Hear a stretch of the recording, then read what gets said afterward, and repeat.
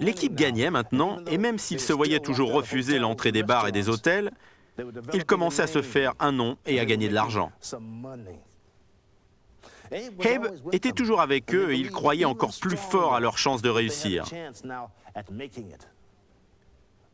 C'est ce qu'ils voulaient, et c'est ce qu'ils étaient déterminés à avoir.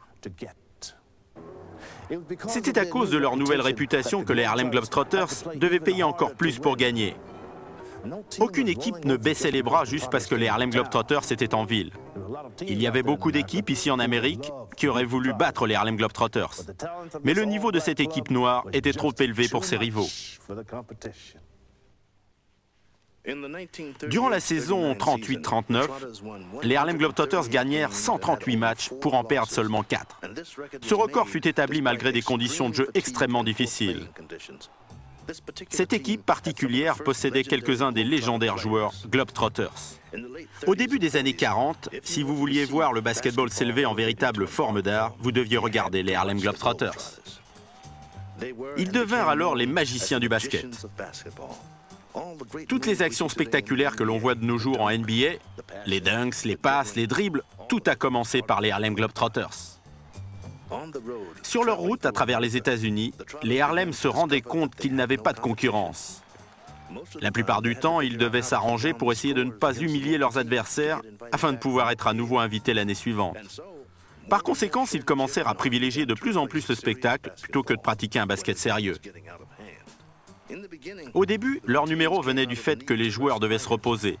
Désormais, cela leur était nécessaire pour éviter d'embarrasser leurs adversaires. Pourtant, on pourrait croire que ça les aurait gênés encore plus de les battre tout en rigolant. Mais quoi qu'il en soit, ça plaisait au public. En 1939, les Harlem Globetrotters rejoignaient le championnat du monde de basket pour la première fois. Ils triomphèrent de toutes les équipes qu'ils avaient rencontrées jusqu'à la finale où ils furent vaincus par les Wrens de New York. Mais en 1940, ils eurent leur revanche à Chicago, là où ils avaient débuté. Ils devinrent les champions du monde de basket. Babe Presley, Sonny Boswell, Hilary Brown, Ingeman Jackson, Ted Strong et Bernie Price composaient cette équipe.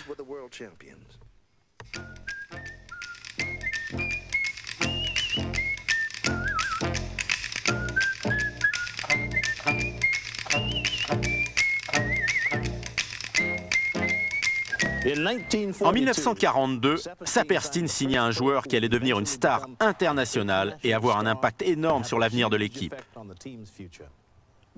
Goose Tatum. Son surnom venait du football américain où il avait l'habitude de courir au fond du terrain pour attraper de longues passes et le public s'écriait « Regardez cet oiseau voler !» Avec sa taille, 2,13 m et son agilité, il était fait pour le basket.